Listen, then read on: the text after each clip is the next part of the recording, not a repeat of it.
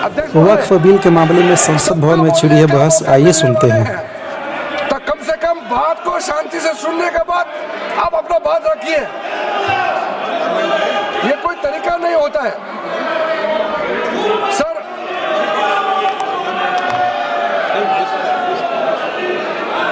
अध्यक्ष महोदय, ये जो उन्होंने गुमराह करने का कोशिश किया गया है, ये मैं कुछ केसेस आपको बताना चाहता हूं सर।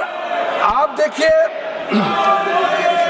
आर्टिकल 25(1) क्या कहता है, संविधान का अनुच्छेद आर्टिकल 25(1) कहता है subject to public order, morality and health and to the other provisions of this part, all the persons are equally entitled to freedom of conscience and the right freely to profess, practice and propagate religion.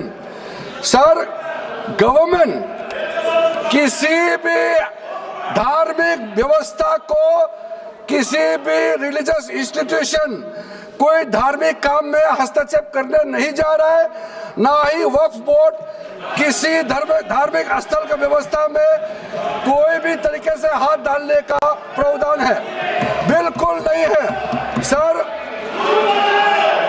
आप अगर हम कोई नमाज, sir ये क्या झूठ बोल रहे हैं? ये कॉन्स्टिट्यूशन, हम कॉन्स्टिट्यूशन का प्रावधान पढ़ रहे हैं फिर भी झूठ बोल रहे हैं। ये कॉन्स्टिट्यूशन को नहीं मानते हैं सर।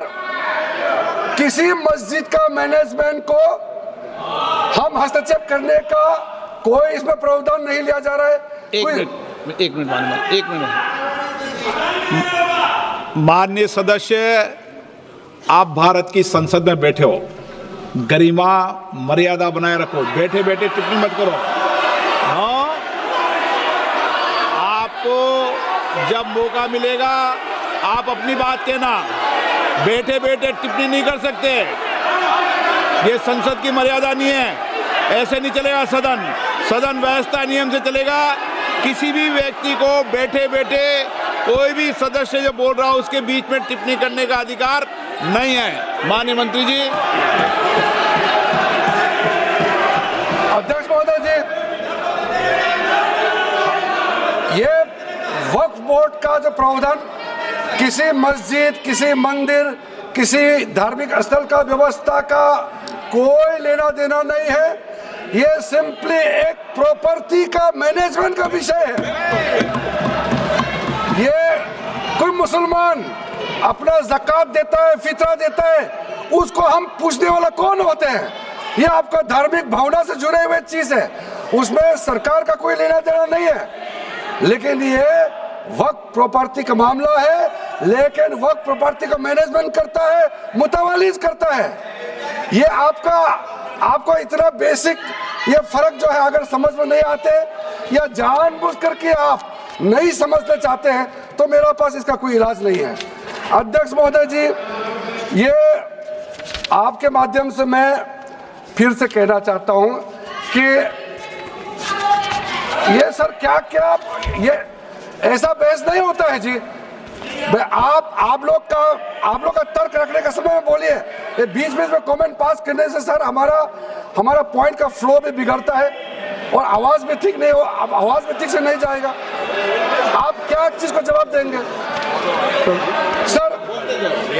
सर? इसमें मैं कई ऐसे केसेस है जिसको मैं रेफर कर सकता हूं, लेकिन सदन में 3 केसेस का मैं रेफर करूंगा तो दूध का दूध, पानी का पानी हो जाएगा कि ये धार्मिक व्यवस्था से कोई लेना देना नहीं है। आपको मैं पहला एग्जांपल देना चाहता हूं, सैयद फजल पकुया तंगल वर्सेस यूनियन ऑफ इंडिया। इसमें क्या केरला हाईकोर्ट का फैसला है। केरला हाईकोर्ट ने कहा the Waqf board is a statutory body, pure and simple. It is not a representative body of the Muslim community. ये हाई कोर्ट का ऑर्डर है। उसके बाद इलाहाबाद हाई कोर्ट का ऑर्डर भी सुन लीजिए, Hafiz Mohammad Zafar Ahmad versus UP central Sunni board of Waqf का जजमेंट सुन लीजिए। A mutawalli's right is purely a right of management of the property and is not a proprietary right. The duties of a mutawalli are purely of a secular character. His duties are not of a religious character. इतना clear cut ruling है।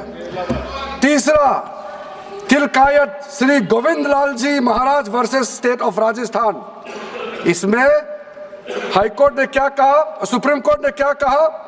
Right to manage the properties of the temple.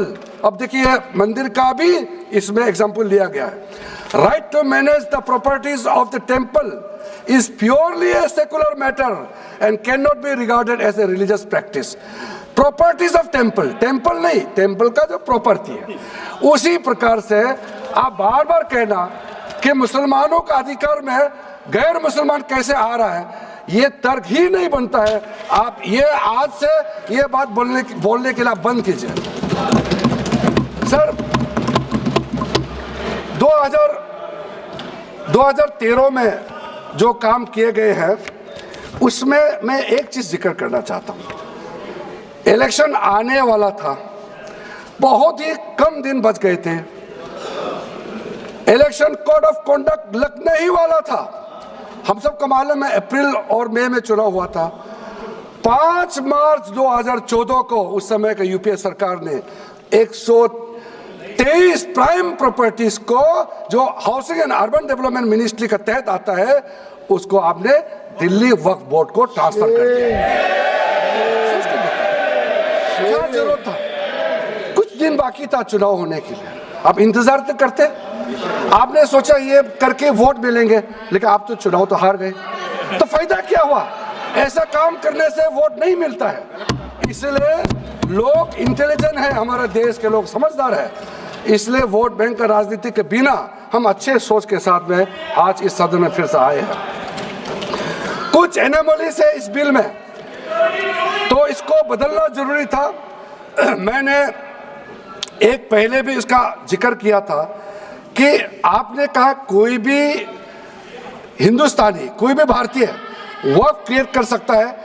वो 95 में ऐसा नहीं था, आपने 13 में बदलाव किया, उसको हमने फिर से 1995 का प्रावधान को फिर से रिवाइव करते हुए ये हमने जोड़ा है कि वक्फ वही क्रिएट कर सकता है जो मिनिमम 5 साल इस्लाम को प्रैक्टिस करता है। बहुत साफ साफ शब्दों में प्रावधान रखा है।